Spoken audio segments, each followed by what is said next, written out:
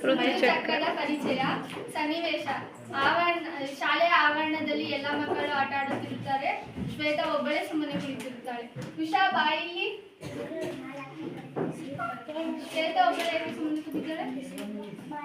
ಶ್ವೇತಾ ಮುಟ್ಟಾಗಿದ್ದಾಳೆ. ಶ್ವೇತಾ ಬಾಯಿಲಿ ನನ್ನ ಜೊತೆ.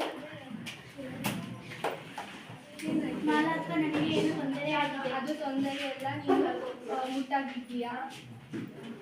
ತಗೋತಾರೆ ಬಾ ನನ್ನ ಜೊತೆ. ನಿನ್ನ ಸ್ನೇಹಿತರನ್ನೆಲ್ಲರನ್ನೂ ಕರಿ, ನನ್ನ ಮುಖ್ಯವಾದ ವಿಚಾರ ಹೇಳಬೇಕು.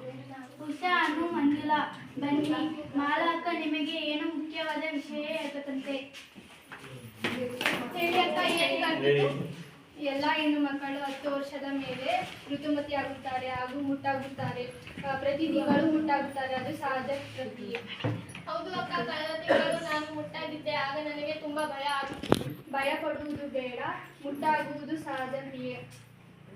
ಈ ಸಮಯದಲ್ಲಿ ಧೈರ್ಯವಾಗಿರಬೇಕು, ಪೌಷ್ಟಿಕ ಆಹಾರ ತೆಗೆದುಕೊಳ್ಳಬೇಕು. ನಾವು ಪ್ಯಾಡ್ ಬಳಸುವುದನ್ನು ಮೊದಲೇ ತಿಳಿದಿರಬೇಕು. ಮತ್ತು ಈ ಸಮಯದಲ್ಲಿ ದೇಹದಲ್ಲಾಗುವ ಬದಲಾವಣೆಗಳನ್ನು ಗಮನಿಸಬೇಕು. ಹೊಟ್ಟೆ ನೋವು, ಕೈಕಾಲು ನೋವು, ಮುಖದ ಮೇಲೆ ಮೊಡವೆ ಹಾಗೂ ಮುಟ್ಟಾಗುವ ದಿನಾಂಕವನ್ನು ತಿಳಿದುಕೊಳ್ಳಬೇಕು. ಅಕ್ಕ, ನಾವು ಮುಟ್ಟಾದಾಗ ಧಾರ್ಮಿಕ ಕಾರ್ಯಕ್ರಮಗಳಲ್ಲಿ ಭಾಗವಹಿಸಬಾರದ? ನೀವು ಅಶುದ್ಧರಲ್ಲ. ನೀವು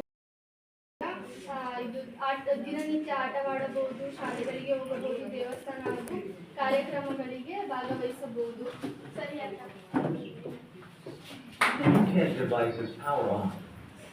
ಹೆಣ್ಣು ಎಂಬುವವಳು ಪ್ರಕೃತಿ, ಹುಟ್ಟಿನಿಂದಲೇ ಹುಟ್ಟು ಶಾಪ